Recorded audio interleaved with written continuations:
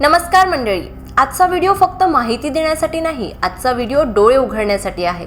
कारण आपण रोज जे खातो, जे आपल्या मुलांच्या डब्यात घालतो, जे चविष्ट आहे, स्वस्त आहे, सगळेच खातात म्हणून निवडतो, तेच पदार्थ हळूहळू आपल्या शरीरात कॅन्सरसाठी जमीन तयार करत आहेत, याची आपल्याला कल्पनाही नसते।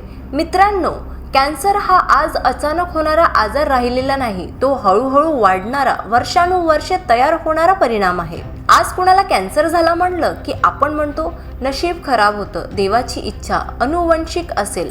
पण सत्य वेगळं आहे। आजचा कॅन्सर फक्त जनुकांमुळे नाही, तर आपल्या ताटामधल्या चुका यासाठी मोठ्या प्रमाणावर जबाबदार आहेत। आणि सगळ्यात धक्कादायक गोष्ट म्हणजे जे 5 पदार्थ आपण आज सांगणार आहोत, ते तुम्ही, मी, आपलं कुटुंब सगळेच खातो।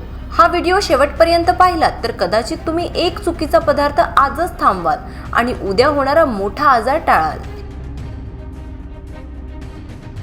मित्रांनो, कॅन्सर म्हणजे काय? आपल्या शरीरात रोज लाखो पेशी तयार होतात आणि लाखो पेशी मरतात, हे नैसर्गिक आहे।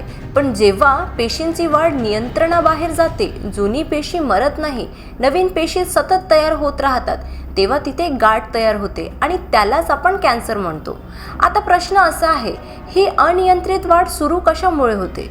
उत्तर सोपं आहे, सततची जळजळ, हार्मोनचा गोंधळ, रक्तातील साखरेचे चढ-उतार आणि शरीरात साचणारी विषारी रसायने, आणि हे सगळं वाढवतं आपला चुकीचा आहार। मित्रांनो, पहिला पदार्थ ऐकून तुम्हाला धक्का बसणार आहे, कारण तो आपल्या आयुष्याचा भाग झालाय। पांढरी साखर। चहा असो, कॉफी असो, कोल्ड्रिंक असो, मिठाई असो, बिस्किट असो, साखर सर्वत्र आहे। पण समस्या साखर खाण्यात नाही, समस्या आहे प्रक्रिया केलेल्या साखरेत। पांढरी साखर शरीरात गेल्यावर रक्तातील साखर अचानक वाढवते, इन्सुलिन जोरात स्त्रवते, शरीरात सूज वाढते आणि लक्षात ठेवा, कॅन्सरच्या पेशींना सगळ्यात जास्त आवडते ते साखर। अनेक संशोधनातून दिसून आलं आहे की कॅन्सरच्या पेशी सामान्य पेशींपेक्षा जास्त वेगाने साखर वापरतात।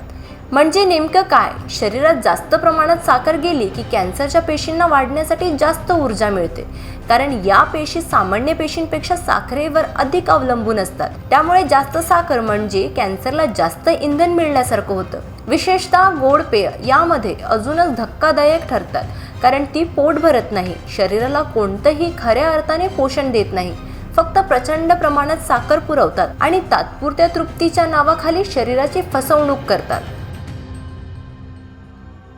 मित्रांनो, दुसरा पदार्थ आहे मैदा आणि मैद्यापासून बनलेले पदार्थ।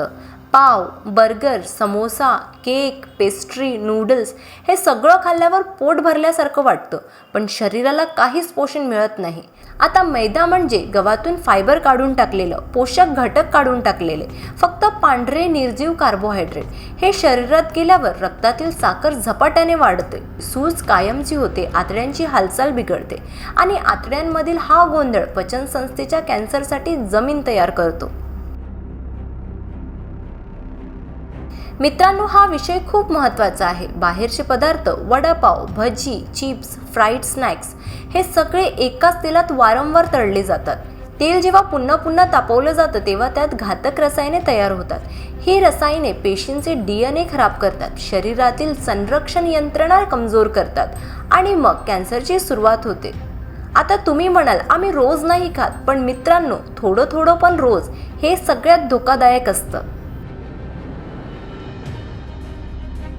मित्रांनो, आजच्या धावपळीच्या आयुष्यात पॅकेट उघडा, गरम करा आणि खा, हे खूप सोपं वाटतं, पण या सोयीची किंमत आपण आरोग्याने भरतो। पॅकबंद पदार्थामध्ये असतं कृत्रिम रंग, चव वाढवणारे घटक, टिकवणारे रसायने। हे घटक शरीरात गेल्यावर हार्मोन्स बिघडतात, यकृतावर ताण येतो, पेशींमध्ये बदल होतात आणि हा बदल कॅन्सरच्या दिशेने नेणारा पहिला टप्पा असू शकतो। मित्रांनो, हा मुद्दा खूप लोक दुर्लक्ष करतात। अनेकांना सवय असते वाफाळलेला चहा पाहिजे, पण खूप गरम पेय पिलं की अन्ननलिकेला सूज येते, जखमा होतात, पेशी सतत दुरुस्ती करत राहतात आणि जिथे दुरुस्ती जास्त तिथे चूक होण्याची शक्यता जास्त। ही चूक कॅन्सरचं कारण ठरू शकते। मित्रांनो, या व्हिडिओचा उद्देश भीती निर्माण करणं नाही, तर आपल्या दैनंदिन सवयीबद्दल जागरूकता निर्माण करणं आहे। आजार अचानक होत नाहीत, ते हळूहळू तयार होतात आणि त्याचप्रमाणे आरोग्य ही छोट्या छोट्या चांगल्या सवयींमधून घडत असतं. म्हणूनच आपण काय टाळायचं यापेक्षा काय निवडायचं यावर लक्ष देणं जास्त महत्त्वाचं आहे.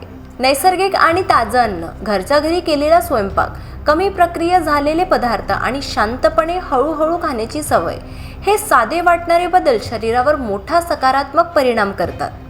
आज केलेला हा छोटासा निर्णय उद्या मोठ्या आजारांपासून आपलं संरक्षण करू शकतो आणि निरोगी आयुष्याची मजबूत पायाभरणी करतो.